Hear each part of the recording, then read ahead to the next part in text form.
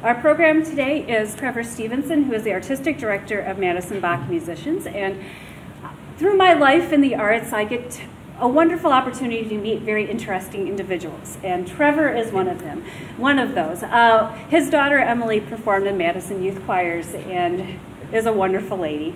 And over the number of years, I got to know Trevor quite well. And the one thing that I think Trevor does better than anyone in the entire world is he gets people excited about the harpsichord.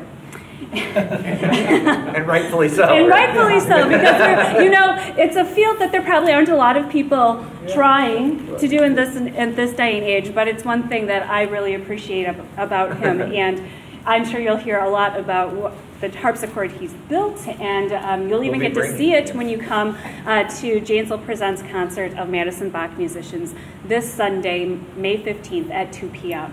And they'll be performing two of my personal favorite pieces. It will be J.S. Bach's Brandenburg Concertos and also Vivaldi's Four Seasons, which there's no better way to spend a Sunday than that. Right. So without further ado, I present Trevor Stephenson. Thank you, Emily.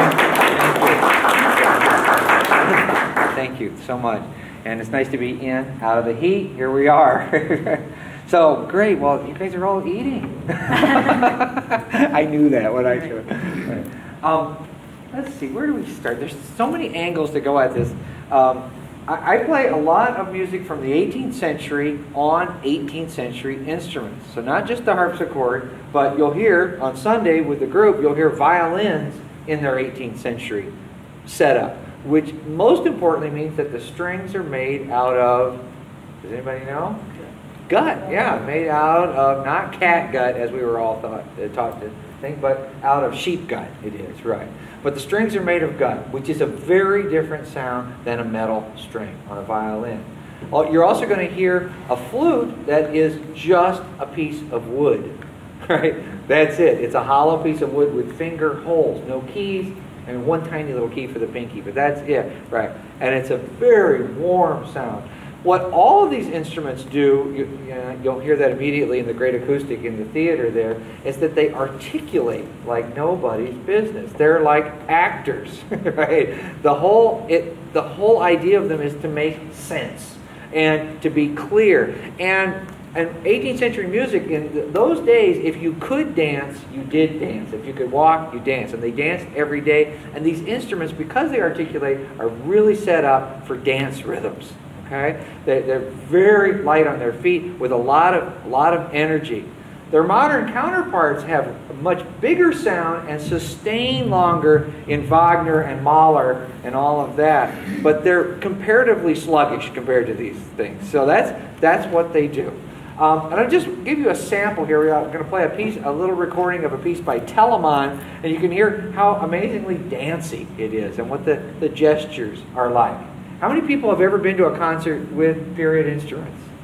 Yep, you have. Okay, so all right, so I hope I'm not preaching to the choir, but I want you to just kind of get your mind back to this. See if I can get it to go here.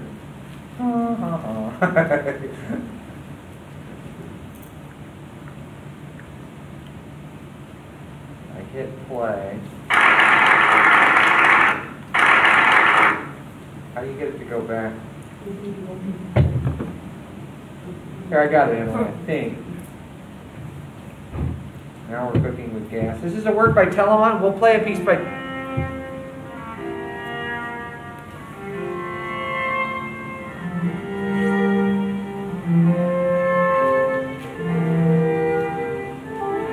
That's a Baroque flute and a violin and a cello with a harpsichord behind them.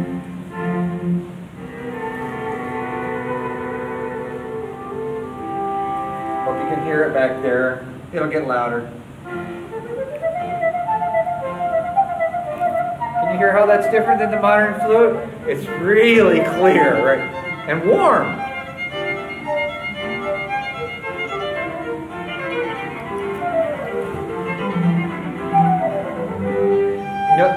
No matter how fast they play, you can hear the pitch of every note. And pitch was really a sacred thing in this music. Is that they believed pitch kind of did something to your body. So they didn't vibrate a lot. They, kind of like a good barbershop quartet,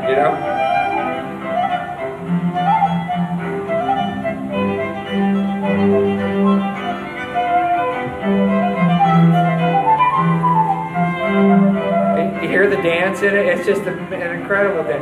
This is by Telemann, who was the principal composer of his day. We'll talk about him.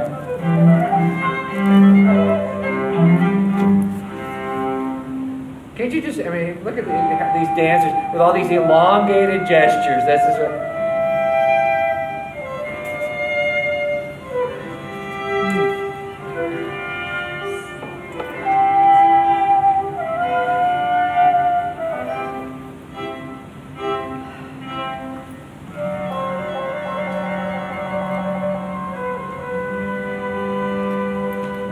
Something really quick here. Let's see if I can make it go on.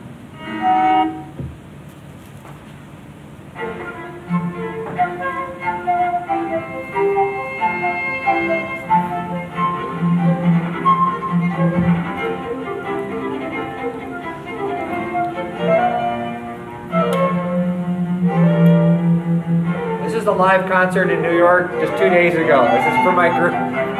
We're all exhausted. I got one night of sleep there. But anyway, you get the idea.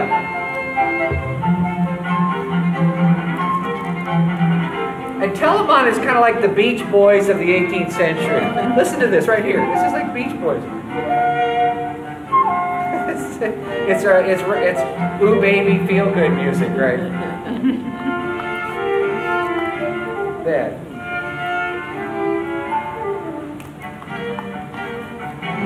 You got the idea. There we go. See if I can make this is a new piece of equipment, right? So that's written by George Philip Telemann. Telemann was the kind of the Steven Spielberg of his day, right? A really famous composer. He lived in Hamburg, and whereas J.S. Bach lived down in Leipzig, which is a middle-sized town and a very religious kind of a town and all that. Hamburg is a port city. You can get anything, anytime that you want, you know. And Telemann lived there. He wrote operas. He wrote thousands of compositions. He was considered the greatest composer of his day. And you can hear, this is very typical for Telemann. It's very light fare, right? It's not going to change your life, but it's not going to ruin it either, you know. And you compare to when we get to J.S. Bach, who is so metaphysical, really, you know, and Bach is always like looking for the center of truth, right? Telemann is skating on the surface, and he was a very, very rich man. Bach knew him, and I think Telemann was even the godfather to one of Bach's sons, you know. So it's kind of neat. When Bach applied for the job at Leipzig, when Bach was 35 years old, Telemann is the one they wanted, but there's no way they're going to get Telemann to move into a little town in the middle of Germany like that. So they settled for Bach. Right. The point of all this, that's true. That's in the memo that was sent. I suppose we're going to have to settle for Bach, who was I think fourth on the list.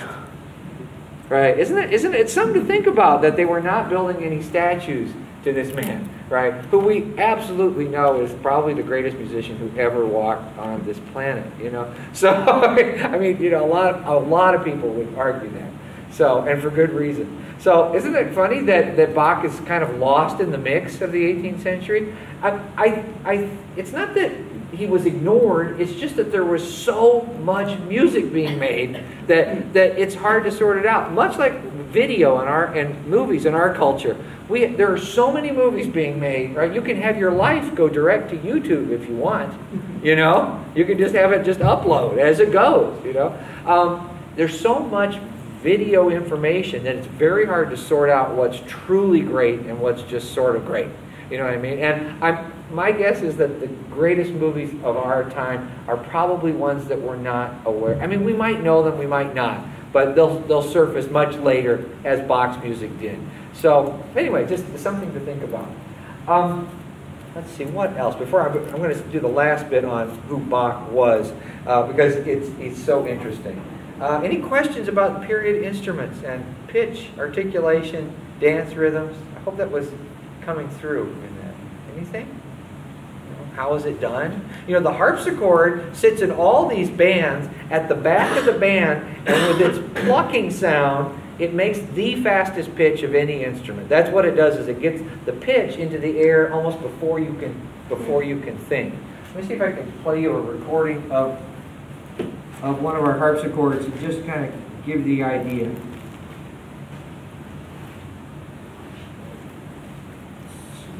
had opened this. Well, maybe this won't work. Huh. Anybody have a sharp nail? Emily, you got anything? Oh, you got a knife? Oh, he's got a knife. Right, direct from the TSA. Huh? They confiscated. They took yours? Yeah, right. Thank you. I just gave you an example of what the harpsichord is about.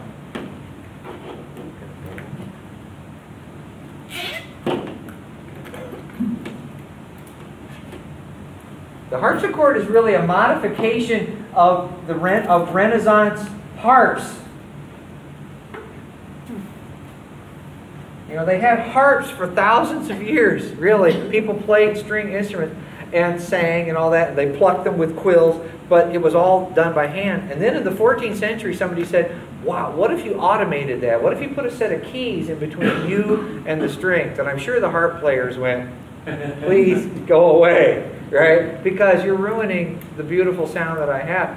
But the advantage of the automation is you can play incredibly fast and incredibly complicated music, just like that. And it won out. So it's hard to believe that the harpsichord is the beginning of your cell phone, but it really is. You know. So let's see if we can get this to go. This is a 17th century Italian harpsichord.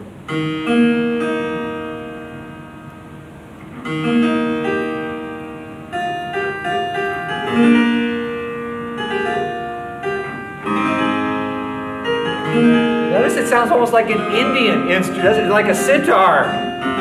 Isn't that interesting?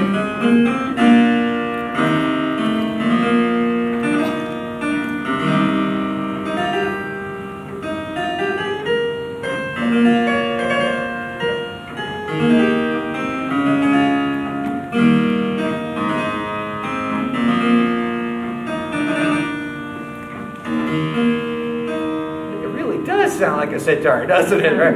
So maybe the world culture is more related than we think. You know, this is Italy in 1500. So this is what Leonardo and Michelangelo would have heard every day. You know, and you can hear the pitch rules if the pitch is clear to beyond belief.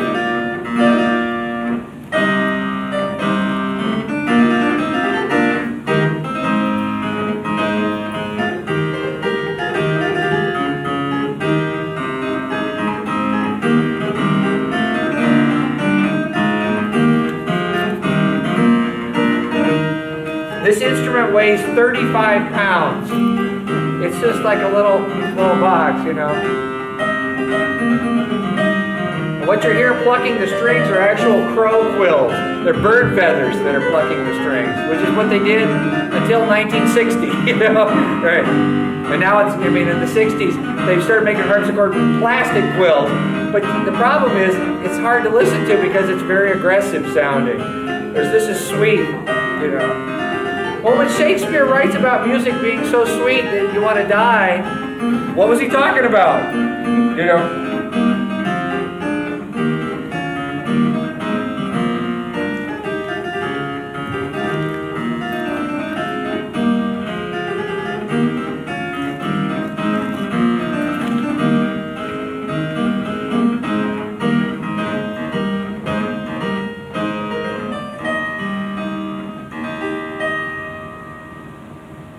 Incredible joy. It's like a love letter to God, you know. Here's just one more, just a few seconds of something from the dark side on the same instrument. So the joy is very high, and then here's the dark side.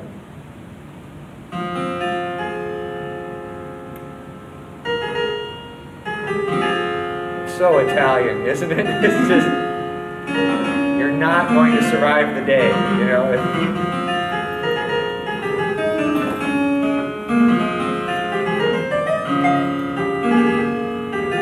So forth. Get the idea. No prisoners there. So that sound was behind all the instruments in the Baroque world. This lasts up until Mozart's lifetime. So all the instruments, the violins, the cellos, the flutes, they're sitting around an instrument that makes that sound. And then they are fleshing it out, right? So in a way, this is almost like the blueprint of the music. And then the singers and the violins, the cellos and all that are the flesh. And they take that and they push it out further like that. But I wanted you to know that that's what sits in the middle of the ensemble, and that's why it's so clear.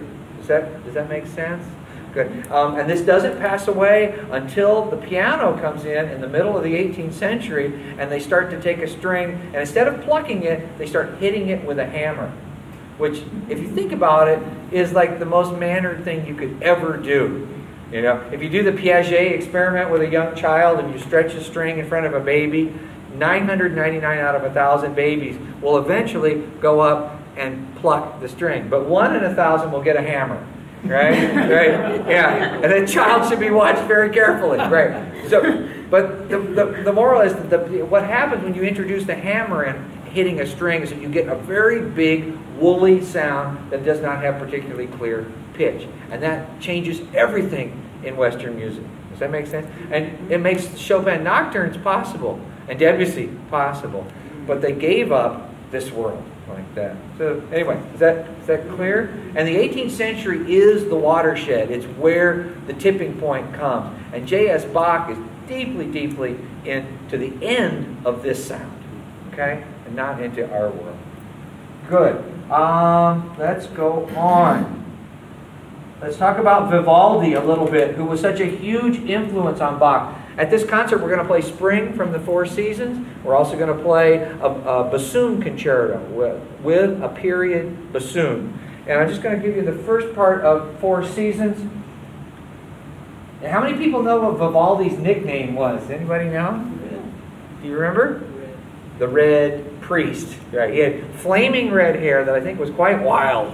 Like that, yeah. And he was not technically a priest, right? But an incredible musician who worked in a girls' orphanage. He had an orchestra in a girls' orphanage, but it wasn't just any orphanage. It was a wealthy orphanage for probably the illegitimate children of nobles.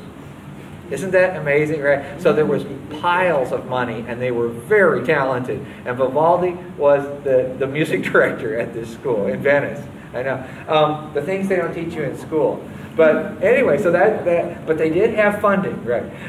Because everything, they wanted it to be quiet about where these people had come from. So anyway, Vivaldi was a virtuoso violinist. We know that J.S. Bach studied Vivaldi's music all the time. J.S. Bach he would borrow editions of Vivaldi's music and then copy them out. You know, Bach could never get enough work. He's the ultimate Lutheran, right? You know, yeah, thank God it's Monday. You know that expression? Anyway, so that's Bach. That was Bach's world. And so his idea of a good time was to take Vivaldi's music and copy it out. We're talking hundreds and hundreds of pages of it so that he could absorb it. And then it ends up in Bach's music in a transformed way. What Vivaldi does so well that Bach picks up is that what we call phrase lengths, that is how long a phrase is, they're supposed to be symmetrical. They're supposed to be 4 bars or 6 bars or 8 bars. But if you really listen to Vivaldi, it's all asymmetrical. Right? He hides it just like Bach does. Right? But just try keeping score as you go along. That's like you find, oh my gosh, that was 7 measures and now I'm doing something else. Like that. He's an absolute master of it. And the Four Seasons is filled with irregularities, which you never catch because it's just so happy and wonderful. Anyway, so let's do a little Four Seasons. It's a programmatic piece. Does anyone know what that means?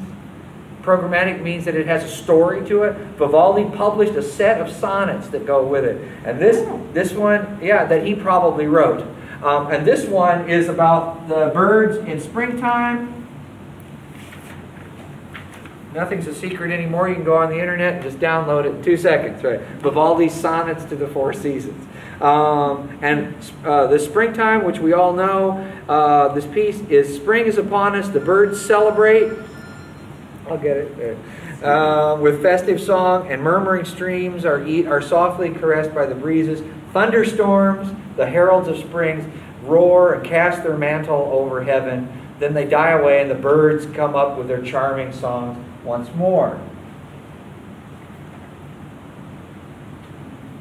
Here we go, the beginning of spring, which we'll play on Sunday. And this is Vivaldi's Catching the Birds. Yeah.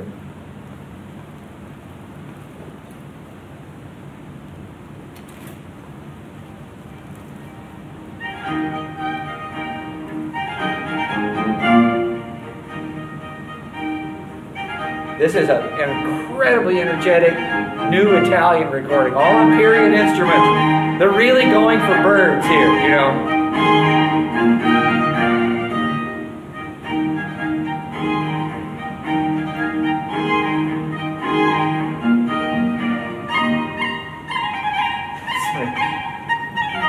Isn't that amazing? Right. So that's a completely new reading of it, you know.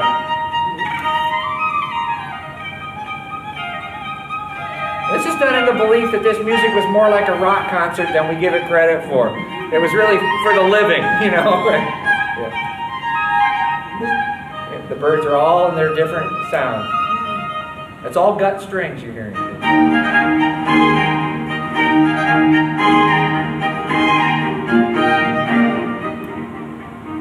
That's the murmuring streams that he's referred to in the poem.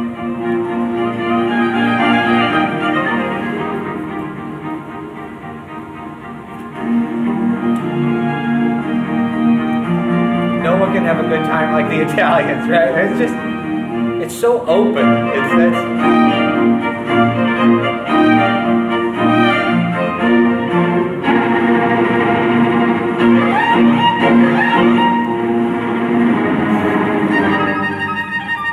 That's a guitar solo, right?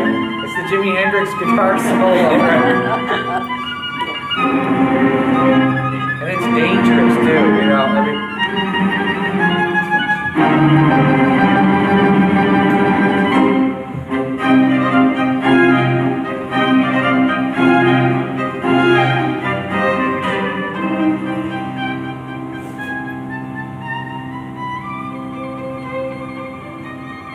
with a gut string, you can play notes that are so short and pitched without scraping, you know.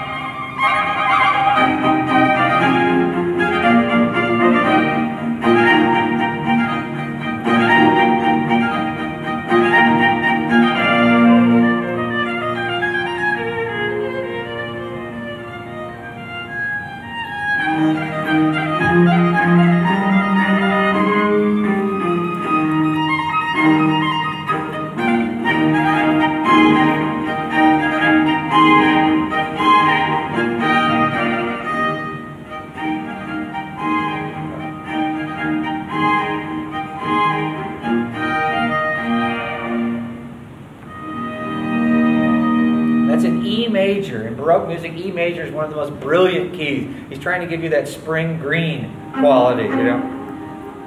This is the meadow and the sleeping shepherd with the dog barking in the background. Isn't that great? Now they're taking a lot of chances here. I mean, almost every group tries to hide this. And this is very in your face. Yeah. It's amazing recording. I think in the background, hear that little shh, that's the bugs.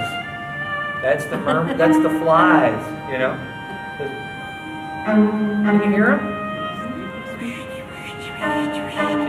It's the cicadas and the flies and all that.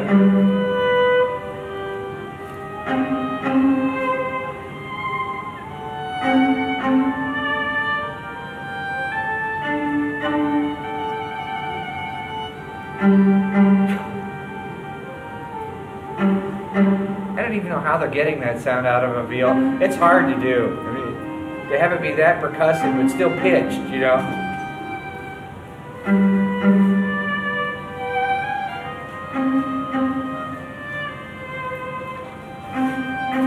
This is a very Baroque sentiment, really, because you'll hear this in Bach all the time. different time frames going on at the same time. You have the sleep and the bugs and then the dog barking, but they're all like little wheels and big wheels, and it's the way the universe is organized. They want to show you the big interactive quality. And Bach will do this in a religious sense too. This is very pictorial here.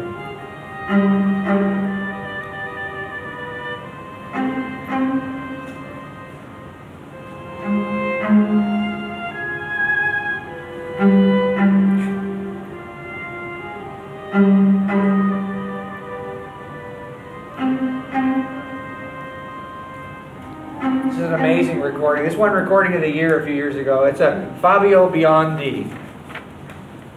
With a name like that, you better be able to play the violin. This is the Shepherd's Dance.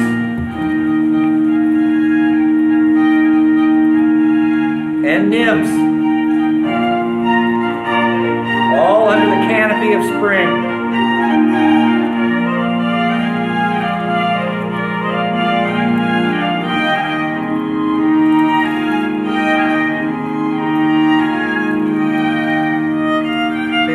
That was an irregular phrase. That was a 5-measure thing. You're just like that.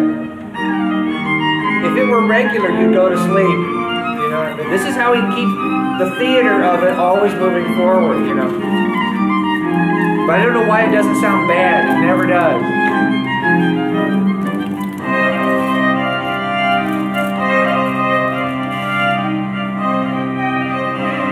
Listen to this.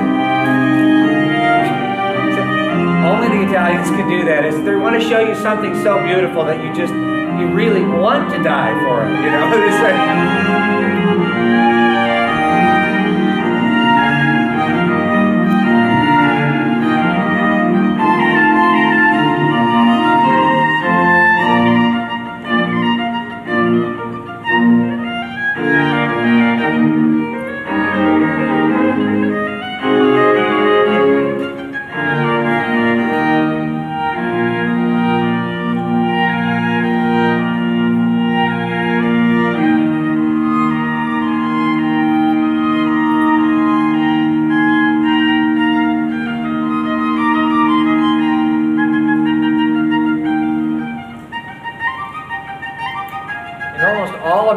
Fiddle music was written for gut strings too. So you can imagine what fiddle music sounds like in the 19th century form. And it's dance music. I mean, that's what.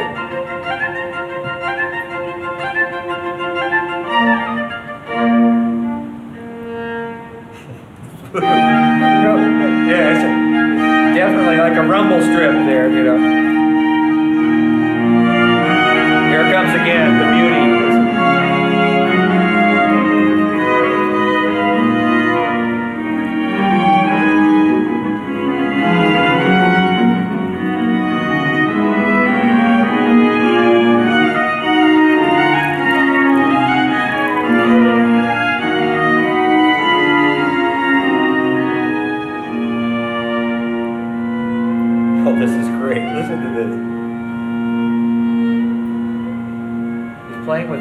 The half steps aren't the same size. Some are little, some are big, and it's like walking out in the yard at night. It's just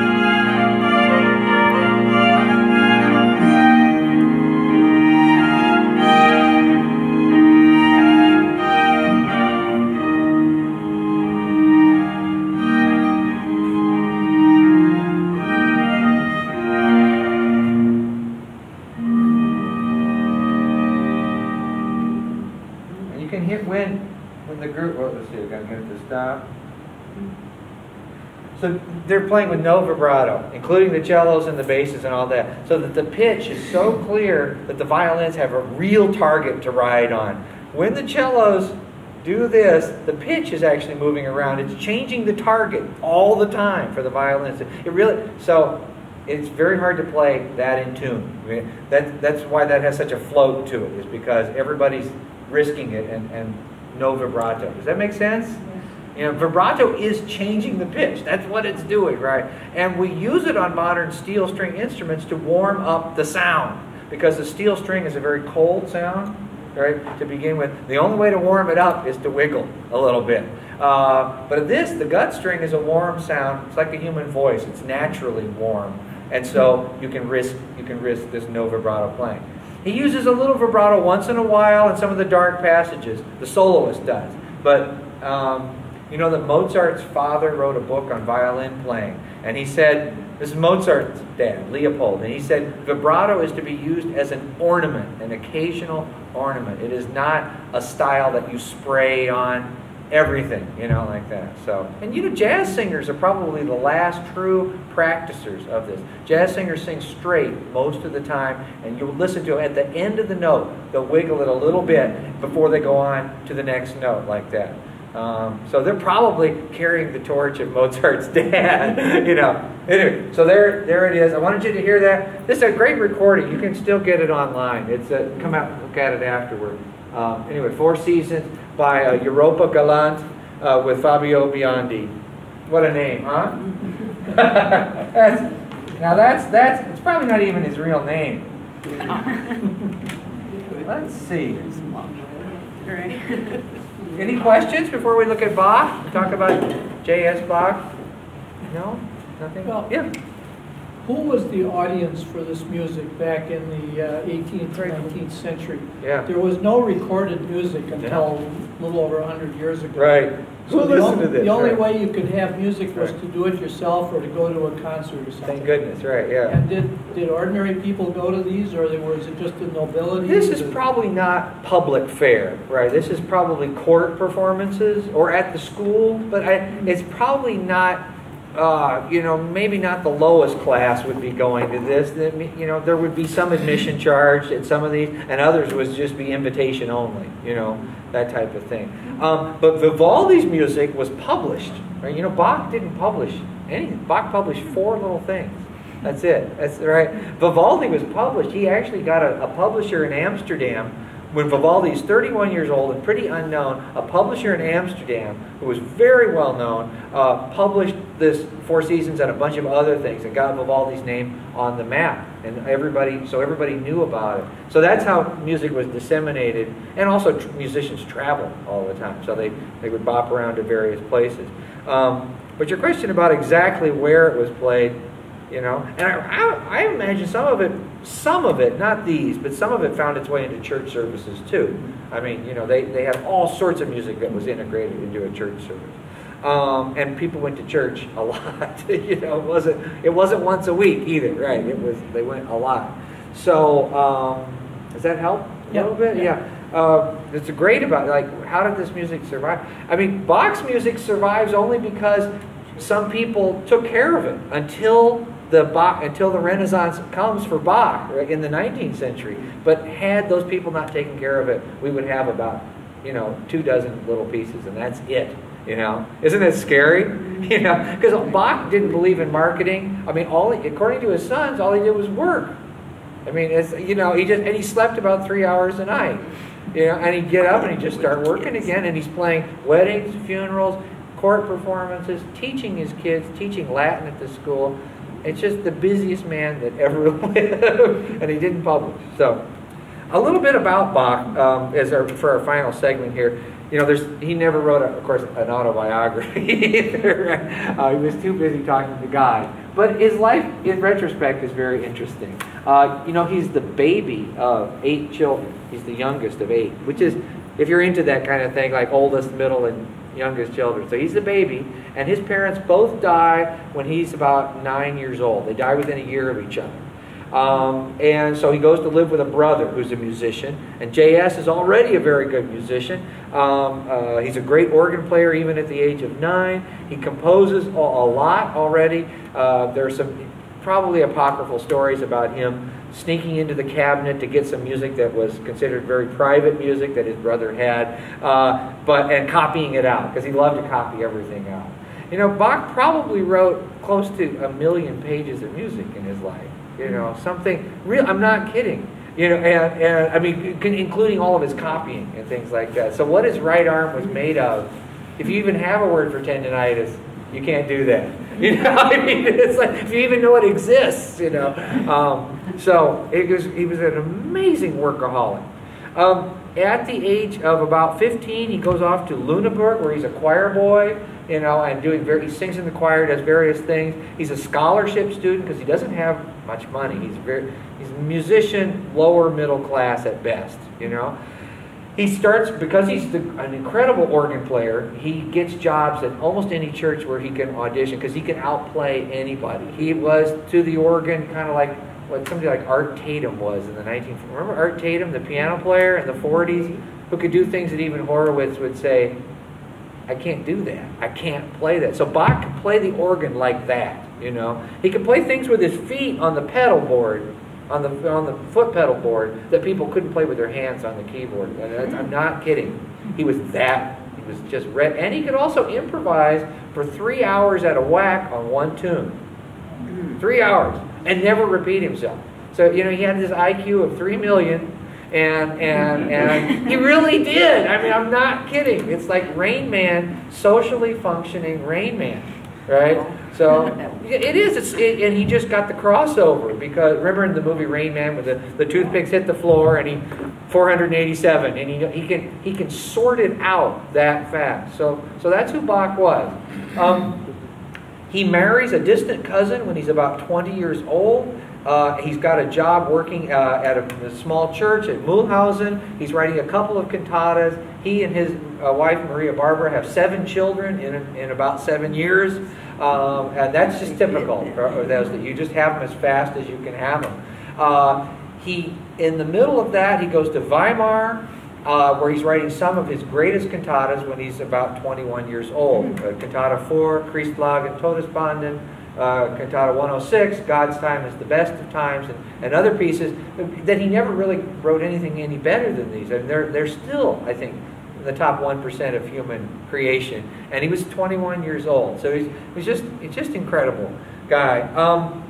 He then takes a job at the court at Curtin. It's the only job he ever takes where he's not being paid to write religious music of any sort. And in fact, it's a Calvinist court, and they don't like music in church, right? They like music, but it can't be in church, right? So this is where he writes the Brandenburg Concertos, the Well-Tempered Clavier, the Violin Sonatas, all these, secular pieces, you know, if Bach ever wrote anything secular. But pieces that aren't church pieces, he writes in this middle part of his life for about 4 or 5 years. And the Brandenburg Concertos come from that time. And we're going to do Brandenburg number 5 for you. We actually, just as curiosity, and because we're so proud of it, the harpsichord I'm bringing on Sunday is a copy of the one that Bach went to buy in Berlin in 1719. He actually went there and bought this instrument so he could play his Brandenburg Concertos on it. So that's what I'll bring on Sunday. It was made by a guy named Mietke, and we've made it's a very nice copy. It really has a great sound, so I can't wait to bring it. Bach, there's an interesting story about it, kind of is a window onto his world, what happens at Curtin and then what happens right after that. Bach is touring with the band at Curtin. That is, the prince loves music, and Bach is the great keyboard player of the band. They're going around like on a working vacation from one little spa, princely spa, to the next within central Germany. All these little dukedoms where they go and they play their music and they, you know, have their parties, and they're following the prince. And Bach is like in the Tonight Show band, basically, you know. All right. So while he's on this trip, his wife, who was in perfect health when he left, she dies. She gets sick. People did. I mean, there was just some horrific flus and things, and there's no way to stop it. She dies. They send a letter saying your wife has died, but the letter is intercepted by the guys who are organizing the tour, right? And they don't tell Bach because they don't want him to leave the tour, right? So when he gets back to, this is a true story, when he gets back to Curtin, he walks into his house, and there are the neighbors taking care of his kids. So kind of the neighbors are going, we sent a letter, you know, did you not get it? And so Bach, I mean, he must have been furious with his employer, right, for doing this to him. and also crushed that his wife was gone. And at the same time, his employer had fallen in love with a woman and was about to marry her, a woman who did not like music. You know, she had something, but she didn't like music. Right. And I mean, because this is the same guy who was just pouring money into the music program so that Bach and his buddies had this, you know, continuous compositional feast that they were doing. Anyway, so Bach leaves this job in a few years. He remarries a singer at the court named Anna Magdalena about a year and a half after Maria Barbara's death. And he and Anna Magdalena have 13 kids in about 15 years. Yeah, I know, just flying. And I know it's just hard to imagine at that household. Most of them are practicing too. I mean, everybody, and they're probably practicing in the same room. You know, yeah, it's just, I know, isn't it? It's insane. And Dad's writing with the kids hanging on his arm. You know, I mean, it just must have been amazing. So anyway, he applies for a job at Leipzig. And I told you before, he's about 4th on the list for this job at Leipzig because they want Telemann and they want somebody else who you've never heard of, but they don't want Bach. Bach goes and auditions. He writes some nice cantatas for them. He's only written a few dozen cantatas and a few hundred other pieces. And that's, for them, that's not the kind of output they're looking for. They're looking for in the 500 to 1,000 pieces category, like that. Just to give you an idea of what was expected. So Bach, but he gets the job because he can play, they like his audition, and he takes it on himself to start writing a cantata a week for the next 5 years. This is what he's always wanted to do. Right? So he writes one for every Sunday for the next 5 years, like that. I know. And what's really amazing is that he reinvents himself every week. He's not like Telemann where he's on automatic pilot. He actually comes up with a whole new thing every week. I mean, you know, it's just incredible. That's what's, I mean, maybe somebody else could work that hard, but nobody could think that hard, you know? So anyway, so that's Bach, and he stays at Leipzig the rest of his life. And I'm going to play you a little bit of Brandenburg number 5. So this is in many ways the first keyboard concerto. This is the first time that anybody has let the keyboard in the have a cadenza where he just goes wild, and everybody else has to be quiet, and the harpsichord goes insane for about 4 minutes. We're not going to do all of that. You'll hear it Sunday, okay? After I've had a chance to practice. Okay, but I'm going to let you hear the opening of this. Let's see if we can find it here.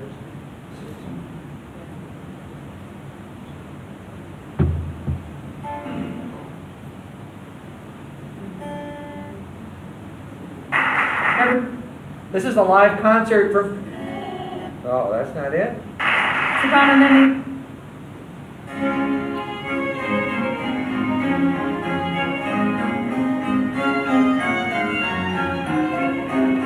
This is live at the JATV Museum in Madison in 2000. It's our first public concert.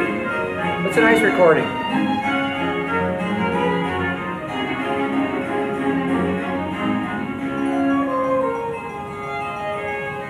Violin, flute, and harpsichord with a small band behind them, you know.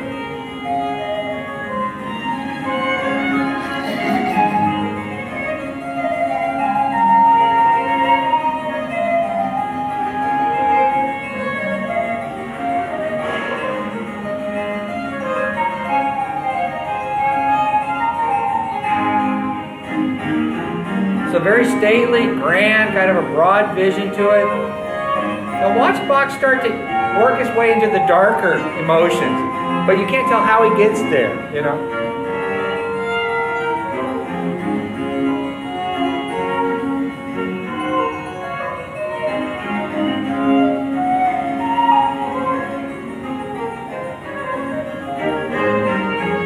It's called a ritornello structure. You have passages with just the solo instruments, and then the band comes back in with the big thing as a kind of like an amen from the choir, you know, and then, but that's an anchor point. So now more filigree and episode.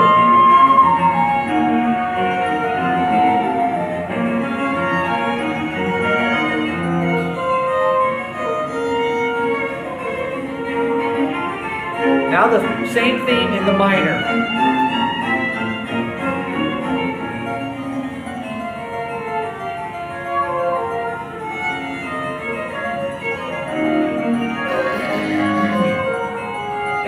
only Shakespeare can do this, can modulate the thought like this. You know?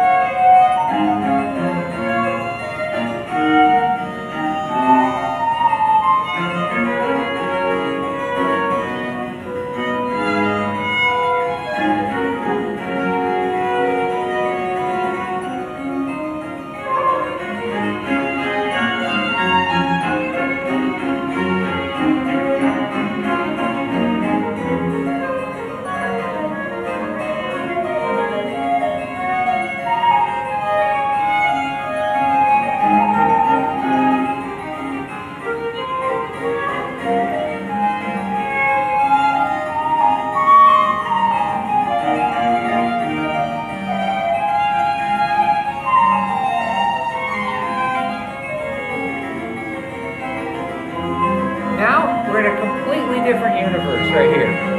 Listen to it. He's like looking at the heart of the flower at this point, you know. But how did he get here? You know?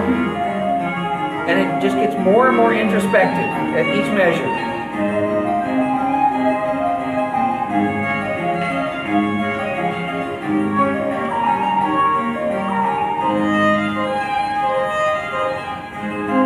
So listen to that.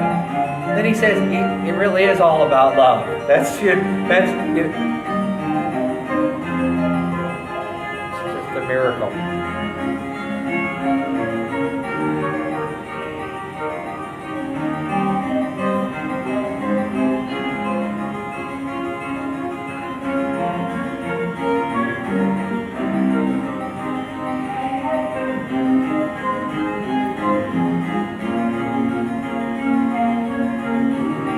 Now you're at the center of existence, right? And then the molecules start to move. Listen to that. And it's going to become something else. It's transformation. It's just, you know.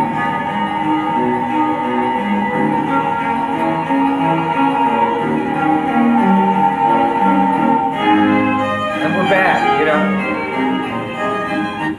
So that, and you're back to the beginning like that, you know. He took you all the way in there like that. And this is the difference between him and Telemann. I mean, Telemann is not going to get you into the very center of your heart like that. I mean, Bach, you can't wear this music out. It doesn't matter how many times you listen to it.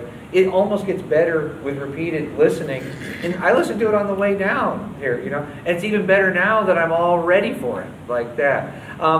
And most other composers, even other great composers, don't take that kind of, they can't take that kind of pressure from the listener, or that kind of a repeated attention from the listener like that. You know, and I love Handel. Is like, you know, Bach worshipped Handel too. But you know, once a year when you go to Messiah, and you tears of joy and coming, you know, it's like, this is the greatest thing ever written. But you can't have that experience for another year like that. And it's a great experience once a year. You can have this experience 20 times a day. You literally cannot wear it out. It's almost as if it grows with you, right? And he's a daily bread kind of guy, right? So what an experiment was run in some little town in Germany in 1720 like that. And I hope does that make sense? Can everybody hear? And what's amazing is that you can't find in this music, I think you can never quite find the joint. How did he get from the grandeur of the opening into the heart of the heart of the heart there like that, and then back out like that? And you know, it's a tall order. I think only Shakespeare can give you naughty puns in one moment and the most beautiful poetry you've ever heard, an alchemy of the language like that in the next scene, and they're all woven together like that. And in their hands, we say, yeah, that's the way life is. You know, the highest and the lowest really are related like that, but you can't see the joint between them. Okay, so that's my soapbox about Bach. We thank him for doing it. Yeah. I was going to ask, because you haven't said, that it's the Bach Dancing Society. We're the Madison Bach musicians. But you're not the dancing. No, in no way related. Right, right. There is a Bach dancing and dynamite group in Madison, right? But they're a modern instrument group that plays very little Bach, right? Okay, right. Okay. We play a lot, a fair amount of Bach, and all on period instruments, right? And it is, I'm glad you asked, right? Right. So we're Madison Bach musicians, okay? Good. And other questions about the style? Okay. Pretty cool. So, anything else? Right. And so the concert is Sunday at 2 in the auditorium. And man, it's freezing in here. I mean, I'm up here moving around and I'm cold. Right. Whoa. I always say winter, fall, summer, spring, you can always count on one thing, JAPC's cold. It's always cold, right. Well, right. So the auditorium will probably be quite cool. I'm chilly. I would bring a sweater if you're planning on coming. All right, okay. I'll pre-chill my harpsichord. Yeah. Right? So, what's that? Bring mittens. Don't make it so I can't play, right? So. Well, I have some that have the fingers cut out for you. Is there any way to adjust it? I mean, I can turn it off, but it's set. I mean, under the lights too, you'll be much warmer than what the audience will be. I mean, just so we're not free. But anyway, yeah. So anyway, we hope that you can make it. Baroque bassoonist Mark Valland from Madison will be with us. He'll be playing a Vivaldi concerto about nighttime. It's another programmatic piece.